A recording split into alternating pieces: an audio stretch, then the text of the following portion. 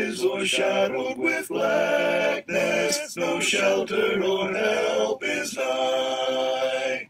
Carest thou not that we perish? How canst thou lie asleep, when each moment so madly is threatening a grave in the angry deep? The winds and the waves shall obey thy will. Peace, peace, peace, peace, peace, still. Whether the wrath of the storm doth see, or demons, or men, or whatever it be, no waters can swallow the ship where lies the Master of ocean and earth and skies. They all shall sweetly obey thy will. Peace, be still.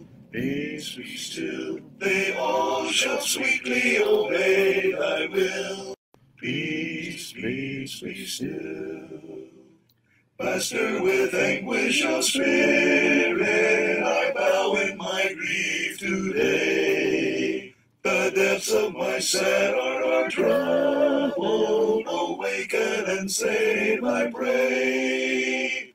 Torrents of sin and of anguish sweep o'er my sinking soul. And I perish, dear Master. Oh, hasten and take control. The winds and the waves shall obey thy will. Peace, be still, peace, be still. Whether the wrath of the storm doth see, or demons, or men, or whatever it be, no waters can swallow the ship where lies the Master of ocean and earth and skies. They all shall sweetly obey thy will. Peace, be still. Peace, be still. They all shall sweetly obey thy will. Peace, peace, be still. Master, the terror is over, the elements sweetly rest. Earth's sun in the calm lake is mirror, and heaven's within my breast. Linger, O blessed Redeemer, leave me alone no more. And with joy I shall make the blessed harbor, and rest on the blissful shore. The winds and the waves shall obey thy will. Peace, be still, be still. Whether the wrath of the storm doth see, or demons, or men, or whatever it be, no waters can swallow the ship where lies the Master of ocean and earth and skies. They all shall sweetly obey thy will. Peace, be still. Peace, be still. They all shall sweetly obey thy will. Peace, peace, be still. Go in early morning into the harvest white. Sing a song of gladness, labor with all your might. Let the words of Jesus over the nation ring. With the coming evening, beautiful gleanings bring. See you there, the beautiful harvest white. Go ye there and labor with all your might. Let them there your anthems of gladness ring. Go ye home and beautiful gleanings bring. For the faint and weary, carry a smile of cheer. With the sad and dreary, weeping an anxious tear. To the heart that's aching under a load of care, lend a hand of comfort, cover its ailings there. See you there, the beautiful harvest white. Go ye there and labor with all your might. Let them there your anthems of gladness ring. Go ye now and beautiful beautiful gleanings bring. In the name of Jesus, gather the sheaves today. Read the precious promise, wages you will pay. Go with great rejoicing, gleaning from fields of sin. Thrust thy glowing sickle, bringing the harvest in. See there the beautiful harvest white. Go ye there and labor with all your might. Let them bear your anthems of gladness ring. Go ye now and beautiful gleanings bring. If for the prize we have striven, after our labors are o'er, rest to our souls will be given on the eternal shore. Home of the soul, beautiful home, there we shall rest, never to roam, free from all care, happy and bright. Jesus is there, He is the light of the soul. Lonely are we, sighing for home, longing for Thee. Beautiful home of the ransom beside the crystal sea, the crystal sea. Yes, a sweet rest is remaining for the true children of God, where there will be no complaining, never a chastening rod.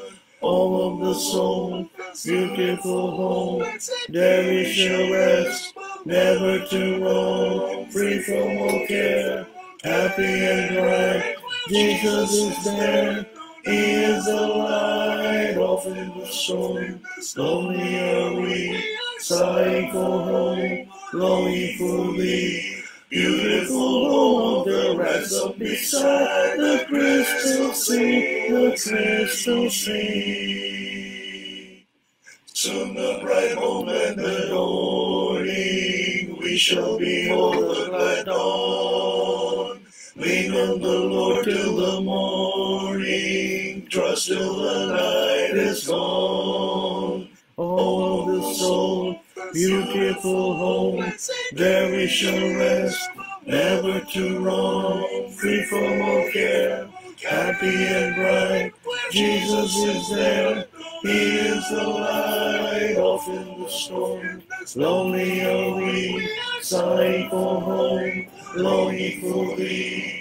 Beautiful home of the ransom beside the crystal sea, the crystal sea. The world has lost the right of prayer, and saints have failed to pray. What loss sustained beyond repair? How blind of heart are they? Pray in the morning, pray at the noontime, pray in the evening, pray anytime. Pray when you're happy, pray when it's sorrow, pray when you're tempted, pray all the time. The Father speaketh in His word, He talks no other way. And to converse with Him, our Lord, we must take time to pray. Pray in the morning, pray at the noontime, pray in the evening, pray anytime. Pray when you're happy, pray when it's sorrow, pray when you're tempted, pray all the time. There is no trial, grief, or pain, no moment of the day, but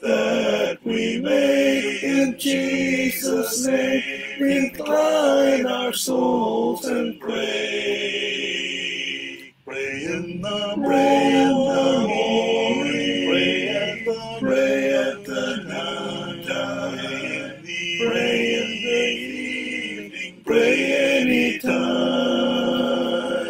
Pray when you're happy, pray when in sorrow, pray when you're dead, pray all the time.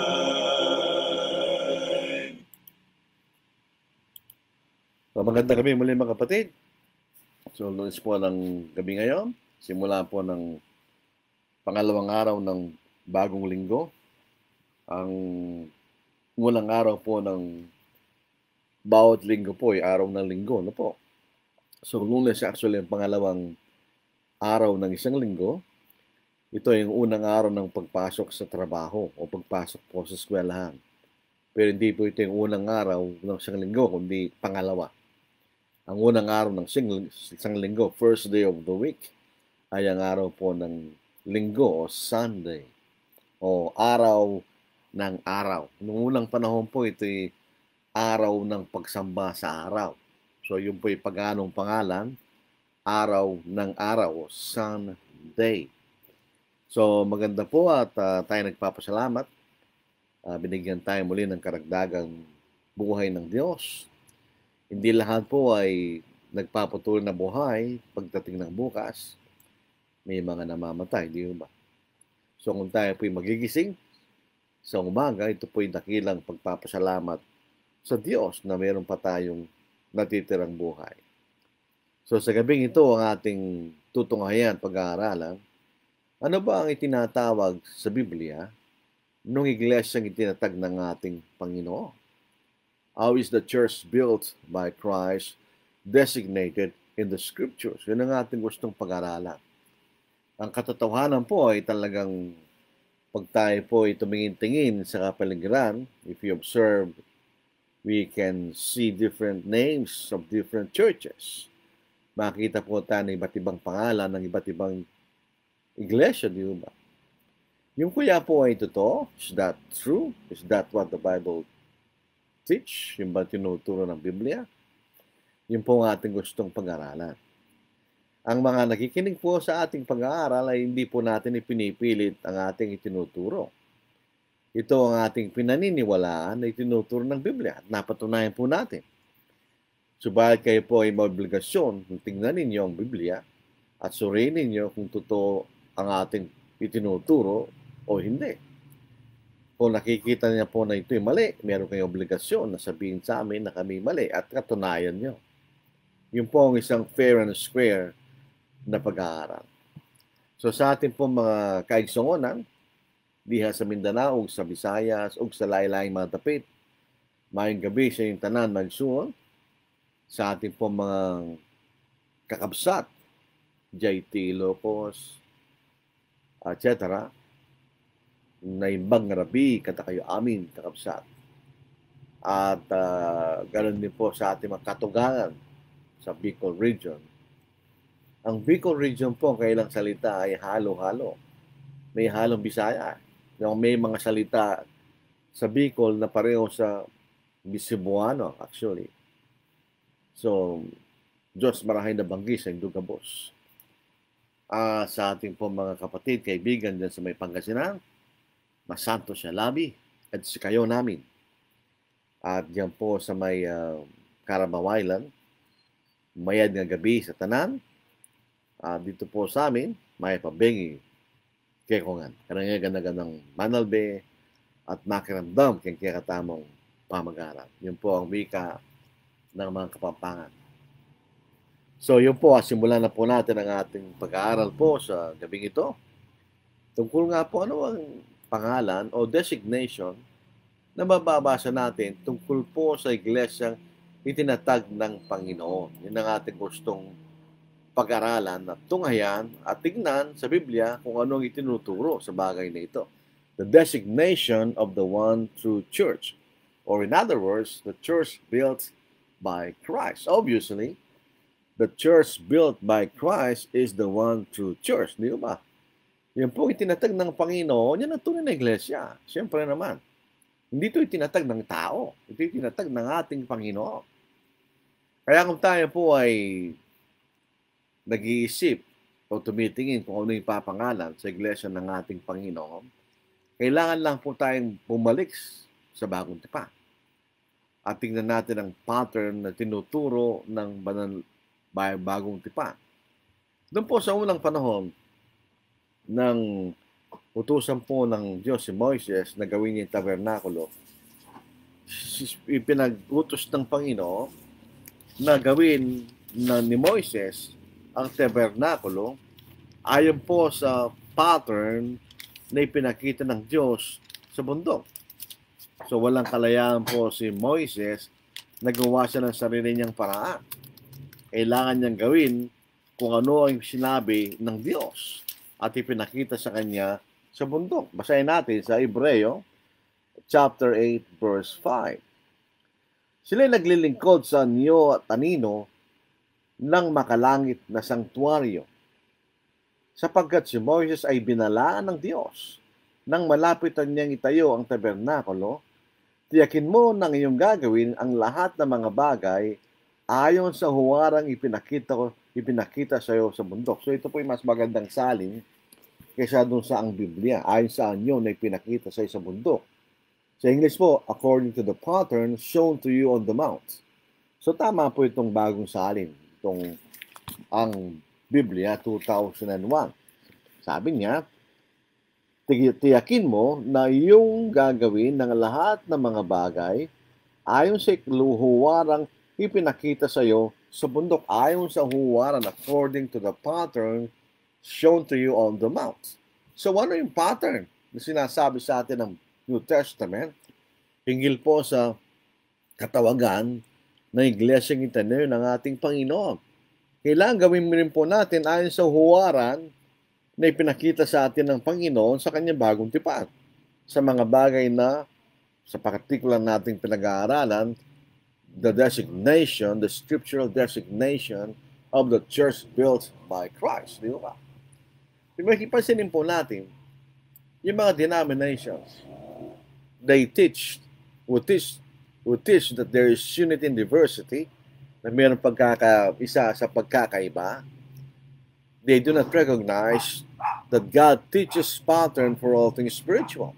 Hindi po nila kinikilala na may huwaran na ipinakikitang Diyos sa kanyang Biblia hinggil sa mga bagay na spiritual. In other words, mayroong ipinakikitang huwaran ng Diyos na dapat nating sundin sa lahat ng mga bagay na spiritual sa kanyang Biblia. Specifically sa ating panahon sa Bagong Tipan in the New Testament. Dito po sa mga denominations, iba-ibang pangalan nila. They have differing names, organizations, worship, salvation, and teachings. Iba-ibang kailang pangalan, iba-ibang kailang organisasyon, iba-ibang kailang pagsamba, ang kailang pagkapagliligtas, at ang kailang katuruan. Totoo po na hindi natin question the sincerity. We do not question the sincerity since we do not read their hearts. But they honor God only with their lips. But they deny Him because they do not recognize His authority. Hindi na kinikilala ang otoridad ng ating Panginoon. Ang otoridad ng ating Panginoon nasa kanyang bagong tipan, the New Testament pattern. Ito mga denominations, their authority is in their conventions, in their councils, where they define their doctrines. Their authority is in their organizations. Sa mga organisasyon na doon ang kailang otoridad. At hindi ang banal na kasulatan. Yun ang masakit ng katotohanan. Kung tayo po'y nasasaktan, we have to examine ourselves in the light of the scriptures. Hindi ba yun po makita natin? Tayo po'y open-minded. We do not close our minds to the truth. Tayo bukas ang ating kaisipan sa katotohanan. The fact is, the Bible teaches that there is only one church built by God through Christ. Isa lang po ang iglesia ng Diyos na itinatag niya sa pamamagitan ng kanyang Panginoon. God does not recognize any church, even when you call it Church of Christ, if you do not follow the pattern of the New Testament church, the New Testament. Pag hindi tayo sumusunod sa huwaran ng bagong tipan, hindi ka kikilalanin ng Diyos bilang kanyang iglesia. For instance, doon po sa Revelation, mayroong 7 churches doon. 5 po ang mali, 2 yung tama. Yung 2 tama, siyempre sila po ay kinasya ng Diyos, ng ating Panginoon. Yung 5, sila po ay pinagsisisi ng Diyos. Pinagsisisi ng ating Panginoon. Bigay lang po tayo ng isang example sa Revelation chapter 2 verse 1 to the church at Ephesus. Ito po ang isa sa mga 7 churches in Asia. Hindi lang po 7 iglesia sa Asia. Marami, pero pinili po itong 7 ito. To the angel of the church of Ephesus, write, this thing says, he who holds the 7 stars in his right hand, who walks in the midst of the 7 golden lampstands.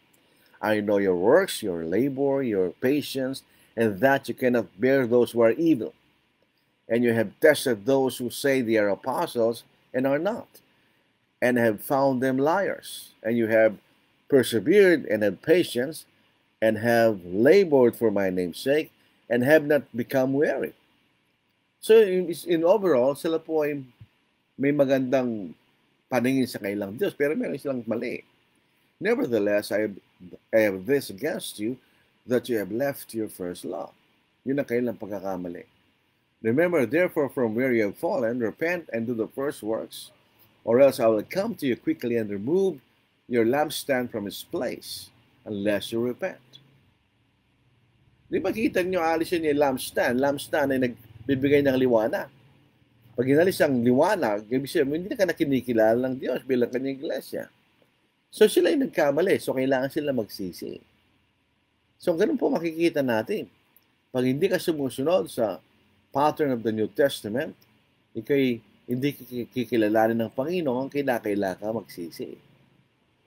So dito po sa ating pinag-uusapan, meron pong designation na itinuturo ng bagong tipan hinggil sa iglesyang itinayo ng ating Panginoon.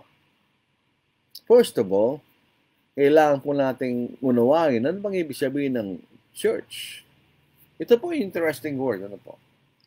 Ang kasalitang church ay derived from Greek word na kuriakos o belonging to the Lord. Pero hindi ito ang translation ng salitang pinanggalingan supposed to be ecclesia. So ang ecclesia, ang ibig sabihin assembly. A called out assembly for a specific purpose. Ang salitang church, ang ibig niya sabihin, o ecclesia, sa salitang Grego, ito po'y kapulungan na tinawag sa isang particular na layunin. It's a called out people for a specific purpose. Ito isang kapulungan na tinawag para sa isang specific layunin. Ito ang ibig sabihin ng salitang ecclesia sa wikang Grego. So, unawain po natin yung salitang yun. Dito po sa chapter 19 verse 39, nagkaroon po ng kaguluhan sa Ephesus dahil si Apostle Paul ay nagturo ng katotohanan tungkol sa tunay na Diyos. Pero lugar pong ito ay sinasamba nila si Diana o si Artemis. At sila po ay nangangalakal sa paggawa ng mga rebulto statwa ni Diana. At dahil si Apostle Paul ay nagturo sa katotohanan at Silas sa katotohanan, nasisira ang kailang kalakal o kailang business. So nirereklamo nila si Apostle Paul. Ngayon, dahil ang mga Grego po ay mayroong paraan, o mga Romano may paraan para ayusin ang ganitong kaguluhan, itong sabi nung nagsalita. Sa Acts chapter 19 verse 39, but if you have any other inquiry to make, it shall be determined in the lawful assembly. Yung salitang assembly rito, katulad ng salitang church, ay sinalin mula sa Gregong salitang ecclesia. Ecclesia.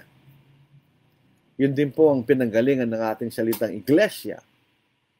So hindi rin po sinalin yun. Nililipat lang yung ecclesia mula sa Grego patungo sa Tagalog na iglesia na walang kahulugan. Ang kahulugan po nito ay isang kapulungan na tinatawag para sa isang particular na layunin. Dito po sa Acts 7 verse 38, may nagsasabi na meron na pong iglesia sa ilang, sa Old Testament. Dahil binabasa po nila itong Acts chapter 7 verse 38. Lalo na po sa binabasa natin ito sa King James Version. At ito ang ating mababasa.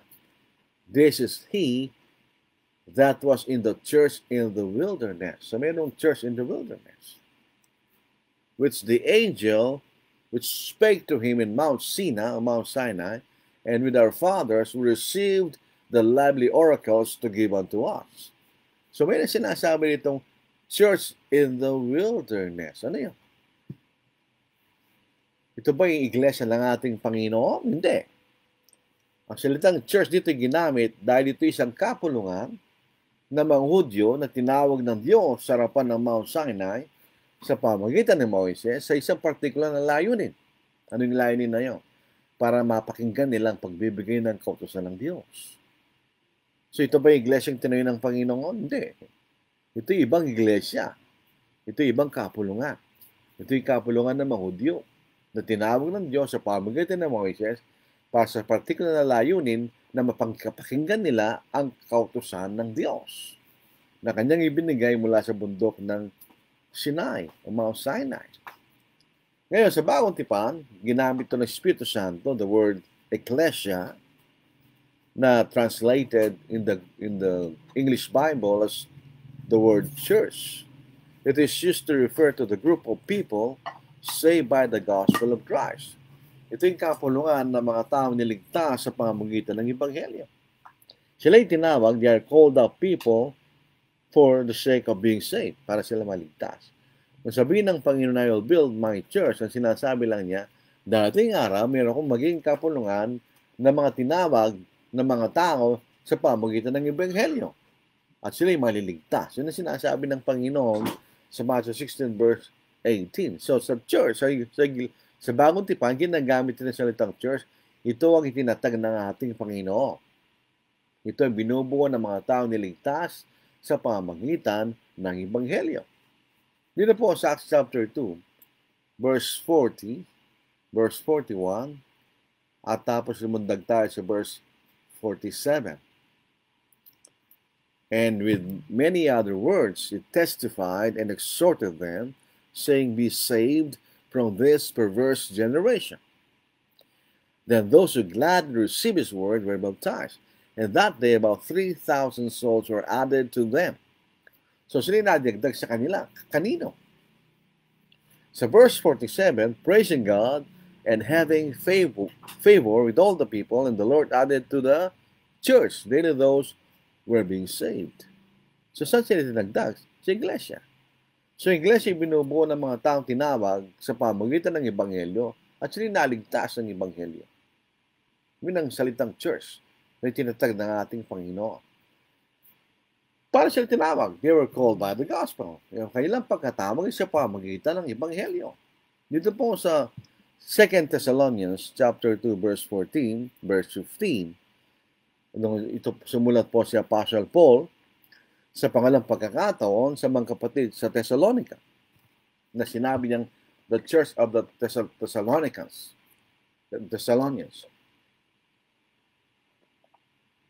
The church of the Thessalonians. Nasabi niya, to which he called you, so yung Diyos, he called you by our gospel for the obtaining of the glory of our Lord Jesus Christ. Therefore, brethren, stand fast and hold the traditions which you are taught, whether by word or our epistle. So, paano sila tinawag? Sa pamagitan ng Ebanghelyo. So, in other words, may talagang church sa Biblia. Hindi natin maitatatawa yan. May isang iglesia ang itinayo ng ating Panginoon. There is one true church. At so balik po tayo sa ating katanungan. Ano ang designation ng iglesia na tinatag ng ating Panginoon? What is the scriptural designation of the church? Number one, It is the church of Christ. Church, meaning the assembly of called out people by the gospel, belonging to Christ. Yan ang ibig sabihin po noon. It is actually not a legal name. It is a designation. It is a description. The church, ecclesia, ibig sabihin, called out people, saved by the gospel, belonging to Christ. Yan ang ibig sabihin noon. So, sino nagligtas sa atin? Ang ating Panginoon. Paano tayo tinawag? Sa pamagitan ng Ebanghelyo. Nung tayo po'y sumampalataya at nabautismuhan, tayo dinagdag ng Panginoon sa kanyang mga tinawag. Yan ang kanyang iglesia, the Church of Christ. Dito po sa Matthew chapter 1, "And I also say to you that you are Peter, and on this rock I will build my church, and the gates of Hades, or Hades, kung ano mang pronunciation yan, shall not prevail against it." Ang sabi ng Panginoon, I will build my church. Ano yung sabihin, no? It is His church. Iglesia niya yun. So, kanino natin itatawag yan? Hindi yan sa ating Panginoon. May nagkukwibol o gumagawa ng false argument. Kung i-charge of Christ ang pangalan niya, dapat sinabi ng Panginoon, I will build my church of Christ. That's redundant. Yung my church is equivalent to Church of Christ. Ang nagsasabi ng my ay ang ating Panginoon. That is the church belonging to me. Yung ibig sabihin, my church.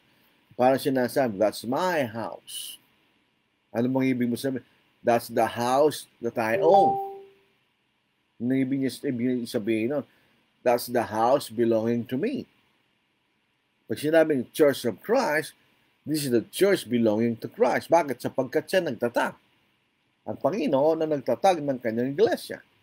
So, it is the Church of Christ.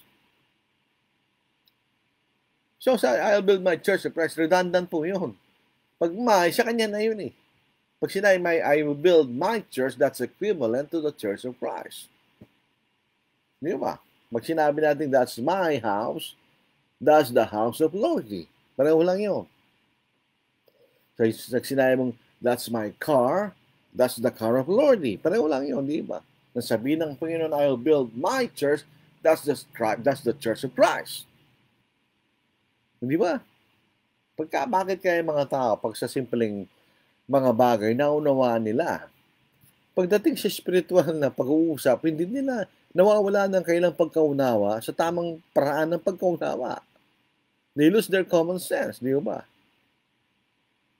Dito sa Acts chapter 20, verse 28, dito po sa New King James, interestingly, pag tinignan po natin itong ang bagong ang Biblia, ito'y naiiba doon sa unang ang Biblia, magkaiba sila.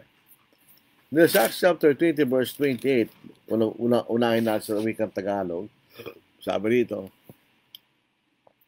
ingatan ninyo ang inyong sarili at ang buong kawan, sa kanila'y inilagay kayo ng Espiritu Santo ng mga tagapangasiwa upang pangalagaan ninyo ang iglesia ng Diyos na binili niya ng kanyang sariling dugo. Very interesting po yan. Sa English, therefore take it to yourselves and to all the flock, among which the Holy Spirit has made you overseers, to shepherd the church of God, which He purchased with His own blood. To shepherd the church of God. The church of God, which He purchased with His own blood. Alam niyo, sa English grammar, kahit sa Tagalog, may tinatawag na antecedent. Ang antecedent ay yun ang noun na nire-refer ng pronoun. Dito po sa sentence pong ito, which He purchased with His own blood. So yung pronoun ay He. Anong tinutukoy niya? God. So you said, the Church of God, sino yung Diyos na yun? Yan ba yung Ama? Hindi. Yan ba yung Espiritu Santo? Hindi. Bakit? Sino ba yung namatay? Sa krus, ang ating Panginoon. So itong talatang ito ay nagpapakilala sa atin, si Kristo ay Diyos. The Church of God, ganyan. So, the Church of God is equivalent to the Church of Christ. Bakit? Sapagkat sinong bumili? Ang Panginoon. Sa paanong paraan? Sa pamamagitan ng kanyang dugo. So, sinong Diyos na tutukoy ito? Ang ating Panginoon. So, dito natin makikita the Church of God is the same as the Church of Christ. May nag-argue, hindi yan tuloy ang pangalan daw po, Church of God. Walang problema ang Church of God. Nasa Biblia yun eh. Ang significance ng Church of Christ is specifically sinasabi sa atin kung sino talaga ang nagtatag ng iglesia yon. That's Christ, not the Father, not the Holy Spirit, but Christ Himself. Christ is God, di ba say Diyos, na nagkatawang tao. So dahil nagtatag ay Diyos, so tinatawag itong Church of God. Balikan po natin Acts chapter 20 verse 28. So emphasis ng Church of God is God built the church and not a man. It is not a man-made institution. It was built by God. Yun ang significance mo, no?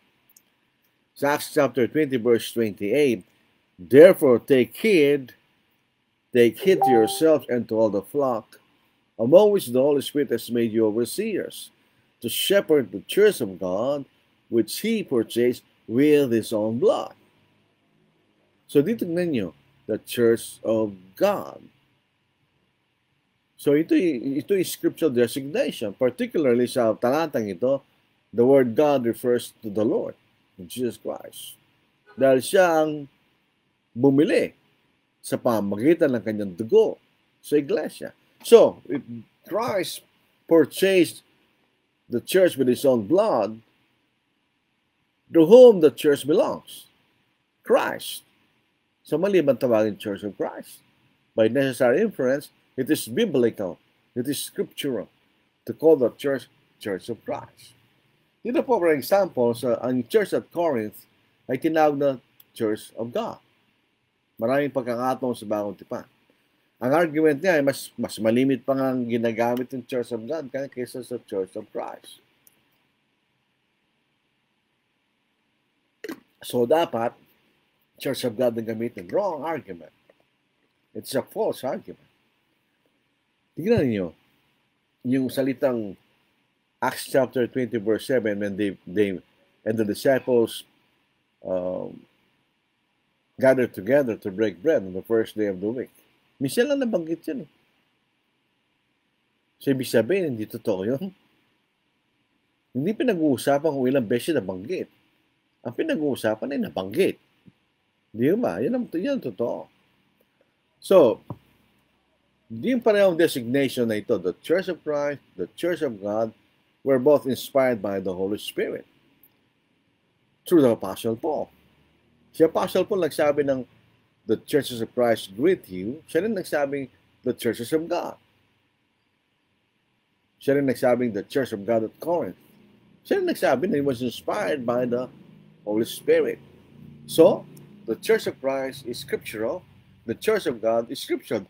They're the same thing. The Church of Christ is the Church of God. The Church of God is the Church of Christ. Kung ang pinag-uusapan natin, iglesyang itinatag ng ating Panginoon. And may argument, sabi nga natin, some argue that since the term Church of God is found more frequently than the proper designation, then the proper designation should be Church of God and not Church of Christ. Pero doesn't hold water. Bakit kanya? Both designations were inspired by the Holy Spirit. So paano yun? Does the Holy Spirit contradict with Himself? Hindi. Both designations are equally correct. They are equally scriptural. Sabi pa, the Church of Christ, the term Church of Christ cannot be found specifically in the New Testament. In Romans 16 verse 16, the churches of Christ greet you. They argue that is not the same as Church of Christ. So wala yung the singular Church of Christ is never found in the New Testament. Totoo yun. Wala tayong mababasang Church of Christ in the singular sa Bagong Tipan. But it doesn't mean na yung salitang Church of Christ ay hindi scriptural. That's to miss the point.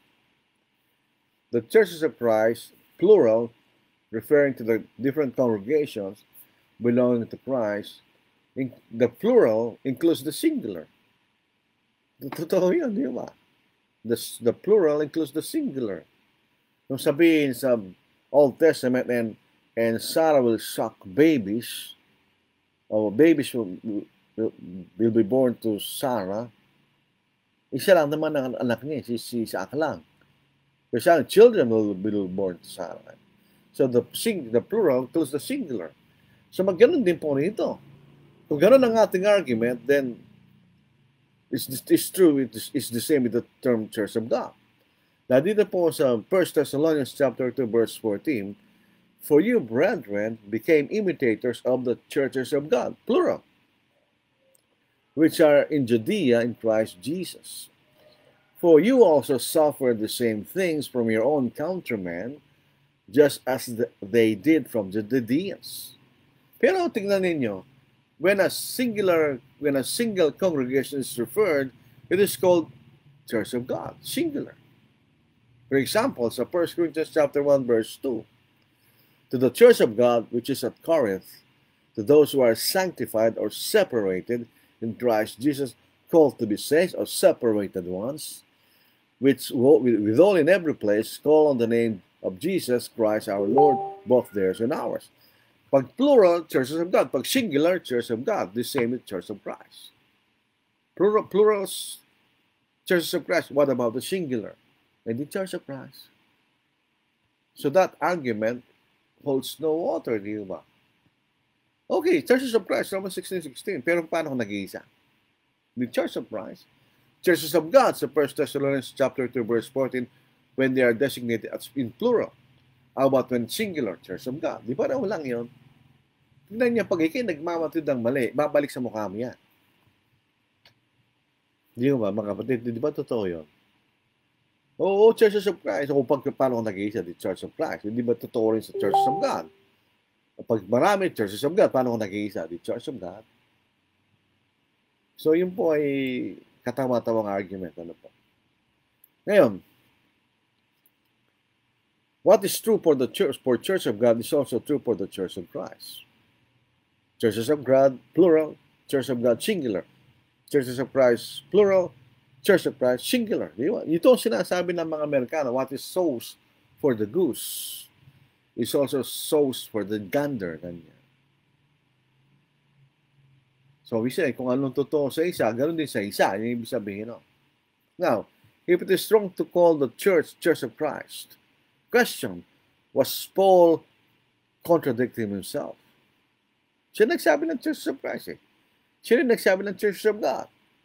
Siya nagsabi ng Church of God. Ganyan. Nilalaban ba ni Pablo sa sarili niya? Or the Holy Spirit contradicting himself since he was inspired the Apostle Paul? Okay, that's blasphemy. Kung isipin po natin. So in congregation, a called out body belonging to Christ in a particular area, yet that's the local congregation, can be designated as the church, as Church of Christ. Not the Church of Christ, but Church of Christ. Ito po yung local assembly belonging to Christ. Pag sinasabi ng the Church of Christ, we are referring to the universal church. Ito yung kabuuan ng lahat ng niligtas ng ating Panginoon sa lahat ng lugar, sa lahat ng panahon. So, ano yung ang tawag naman sa mga individual na kaanib? What is the designation for the individual members? Individual members were never called church. Hindi mo pwedeng tawagin sarili mo na church o iglesia kasi nag-iisa ka. A church is an assembly of people. So, yun ay grupo ng tao. That's the church. Kapag individual ka, you are a member of the church. Di ba? Paano sila tinatawag? There are different designations emphasizing certain aspects. Number one, brethren. They are called brethren. They belong to the household of God or the family of God. God is the Father and we are His children. So tayo kabilang sa isang sangbahayan o pamilya ng Diyos, so tayo magkakapatid. Katulad yan sa isang pamilya, literal family, pareho magulang nyo, so lahat ng ipinanganak sa mga magulang na yun ay magkakapatid. Kahit sa Galatians chapter 3 verse 26, for you are all sons of God through faith in Christ Jesus. For as many of you as were baptized into Christ have put on Christ. So tayo magkakapatid, to emphasize the relationship as brothers and sisters in Christ, belonging to the family of God. Pag sinabing disciples, we are learners of Christ. Tayo sumusunod sa ating Panginoon. Yan ang ibig sabihin ng salitang disciple from the word mathetes, meaning learner, a follower. Pag tayo po'y alagad ng Panginoon, tayo po'y sumusunod sa ating Panginoon. Hindi lamang sa kanyang pagtuturo, kundi sa kanyang pamumuhay. Ganun po ang New Testament idea ng salitang disciple. Hindi ka lang sumusunod sa kanyang katuruan, kundi sa kanya rin mismo. Kung paano pamumuhay ng iyong guro, ganun din ang kanyang mga alagad. So we are followers or learners of Christ. Sa Acts chapter 11 verse 26, tinawag siya lang mga alagad. And the disciples were first called Christians beginning at Antioch. Antioch. So sila yung mga alagad. They were designated as disciples. Sila yung mga alagad ng ating Panginoon. They were specifically called Christians because they belong to Christ. Belonging to Christ. Yun ang salitang Christian. Sa Acts 11 verse 26, so, meron bang ibang katawagan ang mga alagad ng Panginoon? No. They are just called Christians. Hindi sila tinatawag ng iba't ibang pangalan. They were never called Baptists or Methodists or something like that. They were called Christians. They belong to Christ. Sa Acts 11 verse 26, and when he had found him, he brought him to Antioch. So it was that for a whole year, they assembled with the church and taught a great many people. And the disciples were first called Christians in Antioch. So tinawag silang Kristiyano sa Antioch. They were never called by any name, but Christian. Tandaan po natin yun.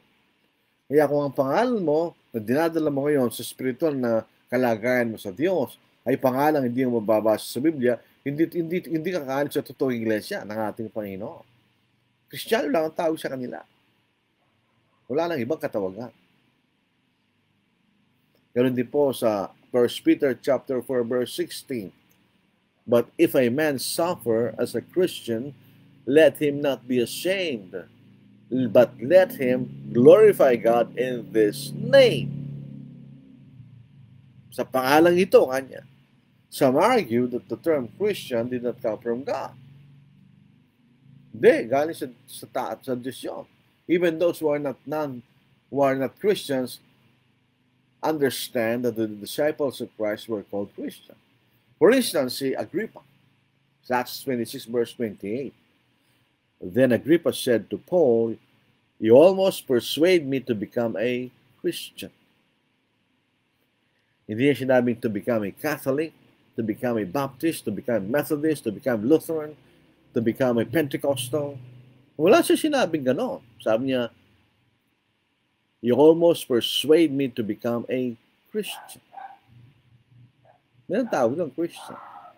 Kasi may nagtatanong sa, ano man ang lihi mo, Kristiyano? Ikaw, sabi niya, ako ganito kanya. Ikaw, Kristiyano. Ay, Kristiyano rin ako kanya. Para bang hindi yun ang tunay mong pangalan. When somebody asks you, what's your name? You say your name. Wala kang ibang sasabihin pangalan. You just say your name, your real name. Yun ang pangalan mo. So, yung unang binanggit niya, ako'y ganito, yung gano'n talaga siya. Hindi siya Kristiyano. Dahil kung Kristiyano siya, sasabi mo, Kristiyano ako. Hindi ba? Maliwanag po yun. Itong pangalan pong ito was prophesied in the Old Testament. Sabi dito sa Isaiah 62 verse 2, "The Gentiles shall see your righteousness, and all kings your glory, and you shall be called by a new name, which the mouth of the Lord will name." Yan ang salitang Kristiyano. Pansinin natin sa Acts chapter 10, the Gentiles, the first Gentiles were baptized, the household of Cornelius. So, yun yung pagkakataon na nakita ng mga Gentil ang katwiran ng Diyos. So, sa Acts 11, after Cornelius was baptized, and the disciples were first called Christians in Antioch. So, that's the new name which came from the mouth of the Lord. The term Christian, belonging to Christ. So, tingnan po ninyo, this is a time for us to examine ourselves whether we are following Christ or not. Let's be honest. Kung iniisip mo, if you think that you are following Christ, when in reality, you are not following Him, you'll not be saved. Kung iniisip mo na sumusunod ka kay Kristo, pero sa katotohanan, hindi naman, hindi ka maliligtas. Yun ang katotohanan. Para bagang, if you know that you have cancer, but you deny it, you still have cancer. Hindi mo maiwasan yun. Kahit ano ba sabihin mo, oh, I do not have cancer. Tingnan mo, I'm strong, I'm healthy. But you still have cancer. So, kahit sabihin mo, ligtas ako, when in fact you're not saved. Kaya tingnan po natin, let's examine ourselves. Number one is the name or designation of your group found in the scriptures. Or was it invented by mere man? Let us examine the names, the denominational names. Number one, there's a church which is called itself by the proper mode of baptism. They are called the Baptist Church.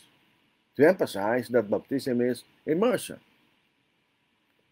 There's a church that calls himself by the method of holy living.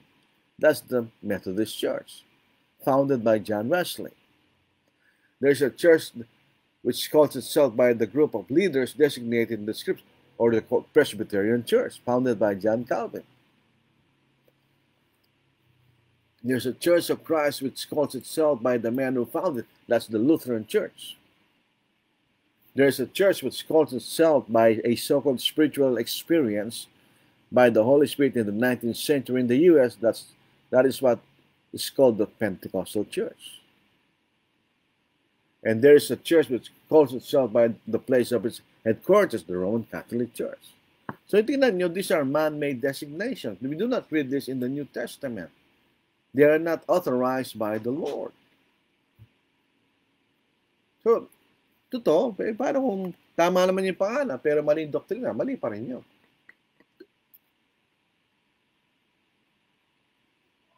What we are trying to teach is the church built by Christ. Therefore, it is the church following the doctrine of Christ. If you have the correct name, the Church of Christ, but you do not teach the proper doctrine, you're not a Church of Christ. You do not belong to Christ. So, pa siya ang tamang pangalan, tama rin tinuturo niya. We are following Christ in all things. Yun ang totoo, mga kapatid. So ito may pangalang ito, hindi to tinatag ng Panginoon. These are man-made designations. And those who made them make themselves equal with God. Who also made a designation for the church which He built. Tandaan niyo, pinapantay niyo yung mga taong ito nagbigay ng mga pangalan sa kailang mga iglesia na tinatawag. Pinapantay nila sa Diyos, sa sarili nila sa Diyos. Dahil ang Diyos niya nagtatag ng iglesia niya. Di ba ganun yun? Isipin niyo, parang ganun yun. Di ba? So, ang matinding, a serious question that we need to meditate and think about. Will Christ save those groups whose designations are by mere man? Will Christ recognize them as His? Yan ang isang katanungan na dapat nating talungin, mga kapatid, mga kaibigan. Let's be honest. Kikilalanin ba tayo ng Panginoon? Kung ang pangalan na ibinigay natin sa ating mga sarili, sa larangan ng pananampalataya, ay hindi yung pangalang itinuturo mismo ng ating Panginoon. Yung pangalang ibinibigay natin sa iglesia, kinabibilangan natin, ay hindi yung pangalang ipinakilala ng Panginoon sa kanyang bagong tipan, tayo kay maliligtas. Yun po ay basic lang po yun. Tignan natin sa basketball team. Kung ang pangalan mo ay hindi katulad sa uniforme na sinasabi mo kaanib ka ba? Halimbawa, ang team mo ABC. Ang team mo ay team ABC. Ako kabilang ako si ABC pero yung nakalagay sa jersey mo ay DEF. Kasali ka ba sa ABC? Kikilala ka ba ng coach ng ABC team? Hindi O hindi ka kabilang dito kanya. Pumunta ka sa DEF. Ganon din ang mangyayari sa atin. Kapag kayo pinipilit natin ang ating kalooban, hindi tayo sumusunod sa kalooban ng Diyos. May tsipera tayo ng Panginoon sa araw ng pag-uukap. Hindi mo masakit po yan mga kapatid. May tsipera tayo, hindi ka kikilala ng Panginoon. Tingnan po natin. Dito sa Matthew chapter 7, verse 21 to verse 23. That everyone who says to me, Lord, Lord, shall enter the kingdom of heaven. But he who does the will of my Father in heaven. Many will say to me on that day, Lord, Lord, have we not prophesied in your name, cast out demons in your name, and done many wonders in your name? Kung kiniklaim nila, ginawa namin ito sa iyong otoridad. And then I will declare to them, I never knew you. Depart from me, you practice lawlessness. So kung babalik lang tayo sa designation ng pangalan, at merong pangalan na hindi naman itinutur ng Panginoon, bigla ako dun yan ba kikilalanin ng Panginoon? Of course not. Hindi kikilalanin ng Panginoon yun. So, maliligtas ba tayo? Hindi tayo maliligtas. Ang pagtatapos po ng ating pag-aaral ay isang challenge sa lahat ng nakikinig ngayon. Why don't we seek the church built by Christ? Bakit di natin hanapin yung tinatag ng ating Panginoon? This is the church which the Lord will save, for there is no salvation outside of Christ. Napakasakit no. Ika'y nakasama, ika'y maliligtas, tapos hindi ka kilala ng Panginoon. Tingnan po sa Acts chapter 4, verse 10. Let it be known to you all, and to all people of Israel, that by the name of Jesus Christ of Nazareth, whom you crucified, whom God raised from the dead, by him this man stands here before you whole. This is the stone which was rejected by you builders, which has become the chief cornerstone. Nor is there salvation in any other, for there is no other name under heaven given among men by which we must be saved. So wala nang kaligtasan sa labas ng Panginoon. So kung wala tayo sa iglesia ng tinag ng Panginoon, ibig sabihin, hindi kasama sa mga ililitas ng Panginoon pagdating niya. Which is sad and unfortunate, di ba? Natulad ng mga tao sa Matthew chapter 7 verse 22. Kami, have we not prophesied in your name? Cast out demons in your name? And done many wonders in your name. Tapos hindi ka kilala ng Panginoon, di ba? Napakasakit naman noon. Kailangan we should be very sure na meron tayong tunay na pag-asa ng kaligtasan. Maraming salamat po sa inyong matinding pagtsatsaga sa ating pag-aaral sa gabing ito, mga kapatid. Maraming salamat sa lahat po ng nakikinig. Ano po? Dito po sa naunang bumati, si Gina Leo, good evening. Oljan Ocampo, good evening po. Rafael Ortiz, good evening to all. God bless po. Ibanez Senior Sonny, mapagpalang gabi po sa ating lahat. Maya Pabay, kapatid. Lord, Kapampangan po, Tagalog po yan. A blessed evening for us all. Yung unang sentence. Good evening, Brother Lordy. Yun ang pangalang sentence. Si Brother Lenito Torlinza na yung Bagarabi, Katakayan, Kaapsat. Ito po ay Ilocano. Magandang gabi sa ating lahat mga kapatid. Good evening to us all, brother. Si Air Gabriel Poxalunga, good evening, sabihin. Noel Tanyalas, magandang gabi po sa lahat watching from Cavite. Dasmariñas, Cavite po. Kung kayo po ay napagawi doon, taga roon po kayo, May there's a sound church meeting in Dasmariñas, Cavite. Kontakin lang po si Brother Noel Tanyalas. Si Richard Dionisio, ito po yung kapatid natin sa taga-Angeles po ito. Si Elia Cacole, good evening, Brad, sa mga kapatiran. God bless us all. Brad, hingi sana ko ng bayo. Maraming Biblia sa building, Brad. Kumuha ka lang. Walang problema yan. Si Maricel Polto Salunga, aming manugang, nagpadala ng star siya ata, 10 cent. Thank you po mga kapatid. So ito ang ating bumati sa atin.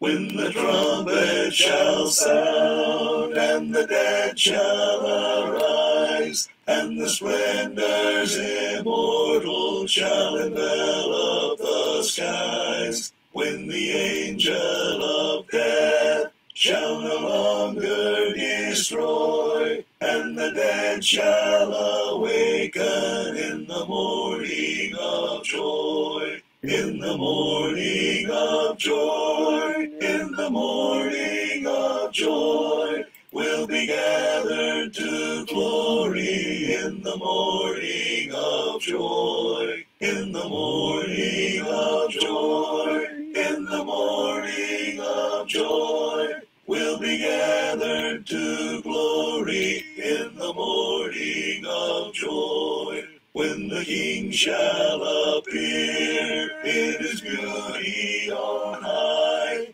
and shall summon his children to the courts of the sky, shall the cause of the Lord have been on your employ, that your soul may be spotless in the morning of joy.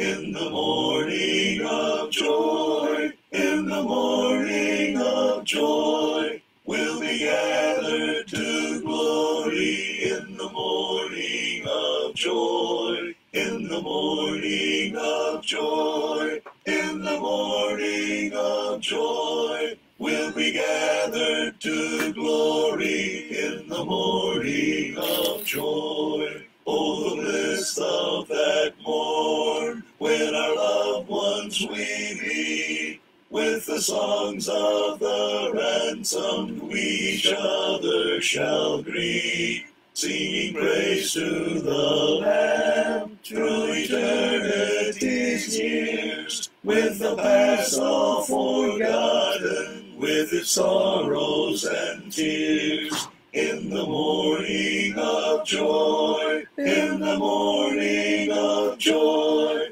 we'll be gathered to glory. In the morning of joy, in the morning of joy, in the morning of joy, we'll be gathered to glory. In the morning of joy.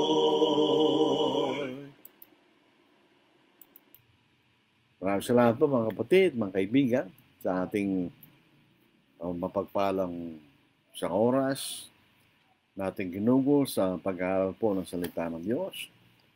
Sana po ay nakatulong ito sa ating pagkaunawa sa katotohanan. Sabi nga po ng Panginoon, the truth shall set you free. Tayo palalayain ng katotohanan mula sa ating mga pagkakasala at muling pananampalataya. Maling pananampalataya. So, loobin po ng Panginoon sa araw po ng Miyerkules. Magkita-kita muli tayo hanggang sa araw po ng Biyernes sa ating pagkaaral po dito sa Facebook Live. Tayo po yung maghihiwalay, as usual, sa pamagitan po ng maikling panalangin. At mula sa oras pong ito, ang aming inihingi sa inyo ay sa aming pong pinuno ng aming mga pamahalaan. Sana magkaroon po sila ng mapagkumbabang kaisipan na nakatuon sa kabutihan ng mga mamamayan at kaisipan na mapanatili po ang katiwasayan at kapayapaan sa aming bansa.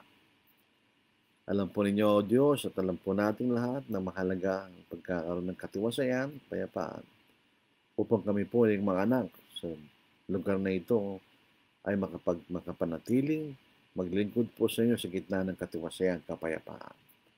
upang ang pangarap po ng Ebanghelyo ay hindi magkaroon ng hadlang, upang ang mga tao na may bukas na puso't kaisipan ay sumunod sa inyong Ebanghelyo upang sila'y maligtas. Idinadalangin din po namin ang mga kapatiran sa kapatiran na sila po ay manatiling tapat sa inyo, Diyos, na kaming lahat ay maging matatag, hindi nakikilos at sumasagana sa gawa ng Panginoon. Yabang nalalaman po namin, O Diyos, sa inyong harapan na dito walang kabuluhan.